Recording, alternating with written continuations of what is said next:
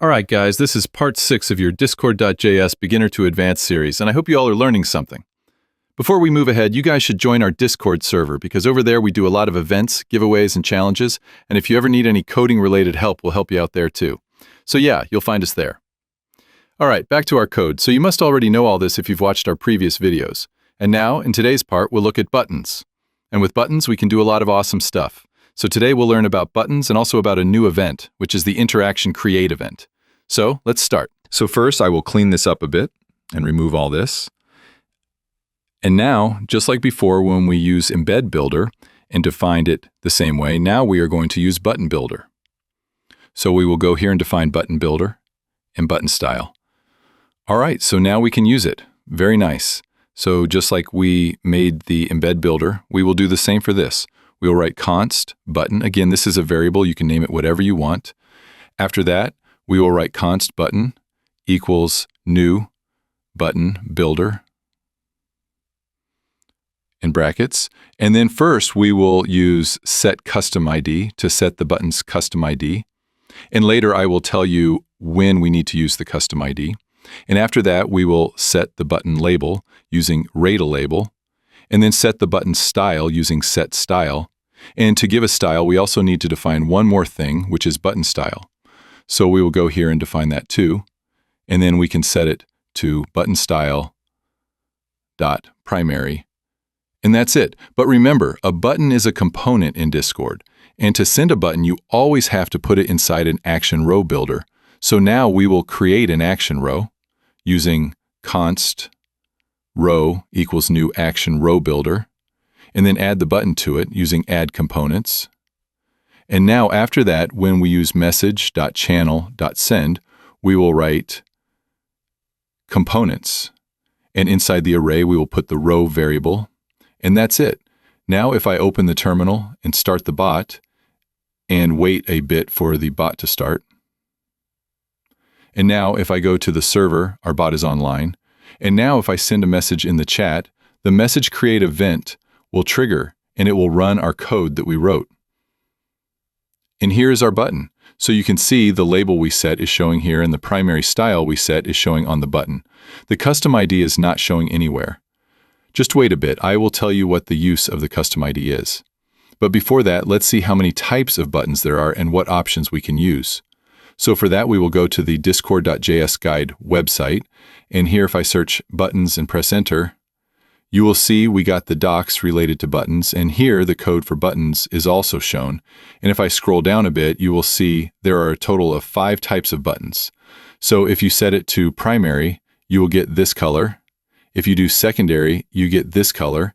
Success will look like this. Danger will look like this. And if you want to put a link in any button, then you will use buttonstyle.link. But for link buttons, you do not give a custom ID. Here you will also see it as written, where instead of custom ID, you have to give the URL. They have also given an example for this.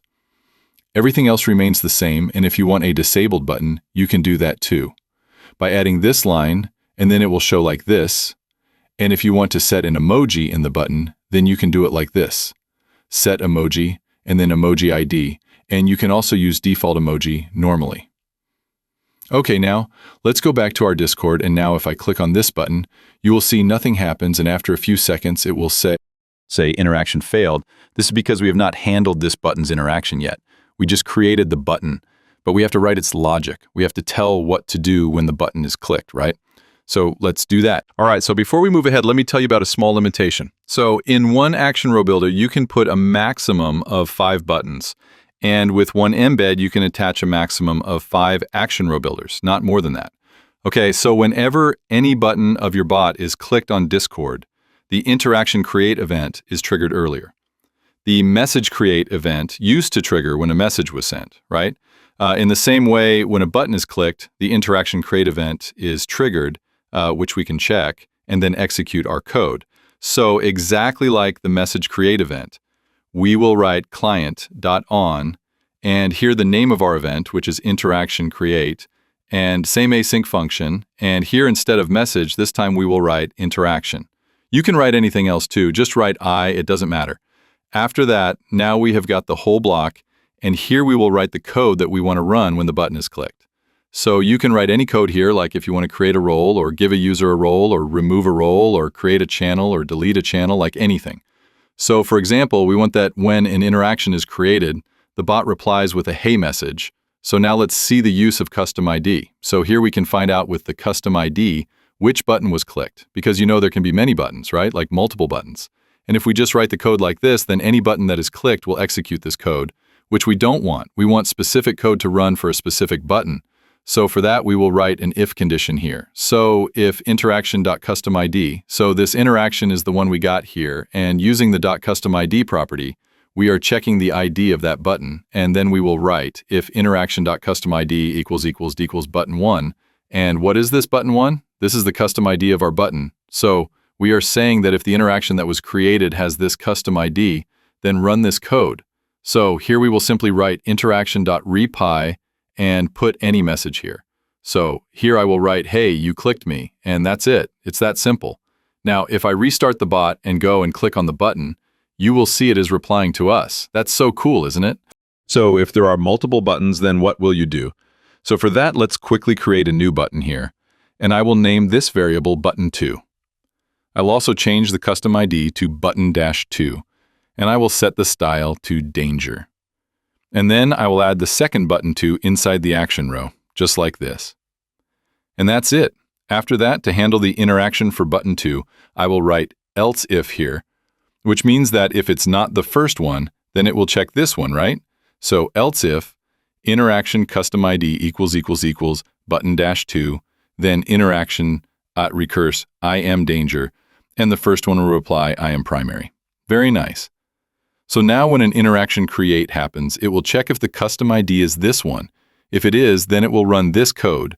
And if it is not, then it will check if it's the other one, and if that matches, then it will run that code. Very nice. Now we will restart the bot and go to Discord. And now if I send any message, you will see it sends two buttons, one primary and one danger. If I click on the primary one, it sends the message, and if I click on the danger one, it sends the other message.